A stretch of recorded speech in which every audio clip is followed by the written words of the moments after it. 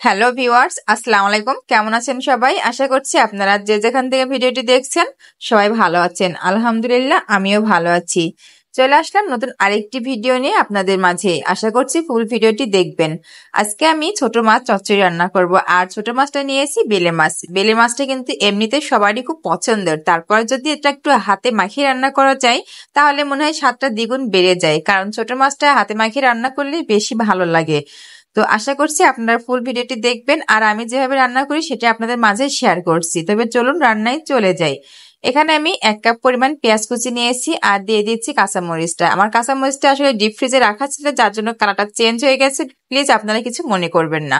আর আমি এখানে দিয়ে দিয়েছি পরিমাণ মতো লবণ, আর দিয়ে দেবো শুকনো মরিচের গুঁড়া। এটা আমি 2 চামচ দিয়ে দিচ্ছি। আসলে ছোট মাছ চচ্চড়ি রান্নাতে যদি একটু ঝালের পরিমাণটা বেশি হয় তাহলে আর বেশি ভালো লাগে আর কি। তারপর আপনারা ইচ্ছা মতো মরিচের গুঁড়াটা অ্যাড করবেন। তারপর দিয়ে দিচ্ছি 1/2 চামচ হলুদের গুঁড়া আর 1/2 চামচ ধনিয়া গুঁড়া। তারপর দিয়ে দিলাম পরিমাণ মতো তেল, আর তেলের পরিমাণটা একটু বেশি দিলে ভালো হয় আর কি, কারণ ছোট মাছটাতে তেলটা একটু বেশি দিলে অনেক মজাদার হয়। আর আমি এখন এটা সবগুলো একসঙ্গে ভালো মতো করে মিশিয়ে নিচ্ছি।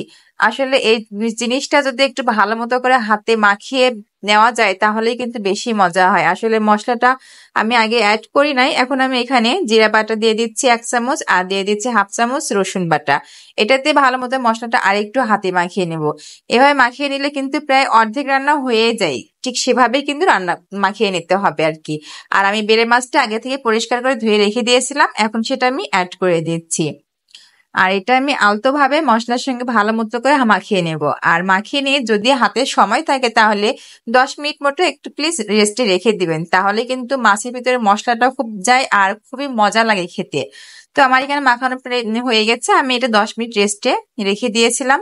তারপরে এখানে ফিরে আসলাম। তারপরে এখানে আমি দিয়ে দিচ্ছি পানি, আর পরিমাণ মতো পানি এখানে দিয়ে দিতে হবে। আমি এখানে অল্প অল্প করে পানি দিচ্ছি, আর একটু ভালো মতো করে হাত দিয়ে মিশিয়ে দিচ্ছি, কারণ এখানে বেশি পানি যদি হয়ে যায় তাহলে কিন্তু তরকারিটা নষ্ট হয়ে যাবে। তাই আমি কিন্তু অল্প অল্প করে পানি দেব, আর ভালো মতো করে মাখিয়ে দেখবো যে পানিটা কতটুকু লাগবে। তো যখন মাছ আর পানি সমান সমান হয়ে আসবে ঠিক সেই পর্যায়ে আমি পানি আর দেবো না, এ পর্যায়ে রেখে চুলায় আমি বসিয়ে দিচ্ছি। তো আমি ঢাকনা দিয়ে ঢেকে চুলায় রেখে দিচ্ছি। ফিরে আসলাম কিছুক্ষণ পরে। আমি একটু ভালো মতো করে এটা একটু আস্তে করে নাড়াচাড়া করে দেব, কারণ বেলে মাছটা এমনিতেই নরম, আর বেশি নাড়লে মাছটা ভেঙে যাবে আর খেতেও খুব একটা ভালো লাগবে না। তো এখনো যেহেতু ঝোলের পানিটা রয়ে গেছে তাই আমি আরেকটু এটা জাল দিয়ে নেব। তো ফিরে আসলাম কিছুক্ষণ পরে। আমি এখানে গোটা ধনিয়া পাতা দিয়ে দিচ্ছি। এটা যারা পছন্দ করেন তারা অ্যাড করবেন, আর যারা পছন্দ করেন না তারা প্লিজ অ্যাভয়েড করবেন, নো প্রবলেম। তারপরে যারা পছন্দ করেন দিলে একটু ভালো আসে, ভালো লাগে আর কি, আলাদা একটা স্মেল আসে, আর খেতে কিন্তু অনেক মজাদার। ধনেপাতা দিলে এমনিতে ছোট মাছ চচ্চড়িতে খুবই মজা লাগে। তো আমি এটা দিয়ে আর একটু কিছুক্ষণ লো ফ্লেমে রান্না করে নেব। তো আমার বেলে মাছ রান্নাটা কেমন হচ্ছে অবশ্যই আপনারা প্লিজ একটু কমেন্টে জানিয়ে যাবেন। আসলে এভাবে রান্না করলে কিন্তু হাতে মাখিয়ে যে কোনো মাছ রান্না করলে এমনিতে বেশি মজাদার। আসলে বেলে মাছটা এমনিতেই নরম, তো এটা যদি অন্যরকম ভাবে রান্না করতে যাই তাহলে কিন্তু মাছটা ভেঙে যাবে আর খেতেও খুব একটা ভালো লাগবে না।